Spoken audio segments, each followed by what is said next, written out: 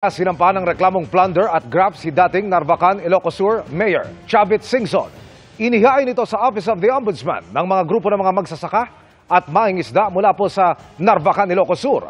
Para raw ito sa pagbili sa 10 ektaryang lupa ng Narvacan Farmers Market sa halagang 149 million pesos. Gayong 49 million pesos lamang anila ang market value.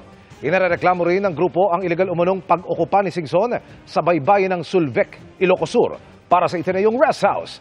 Kasama rin sa reklamo sina Philippine Tourism Authority General Manager Robert Dean Barbers at ilang pang opisyal ng Ilocos Sur at ng sangguniang bayan ng Narvacan.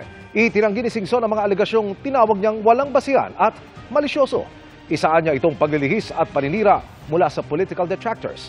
Sinusubukan pa ng GMA Integrated News na makuha ang panig ni Barbers at ng iba pang inireklamo.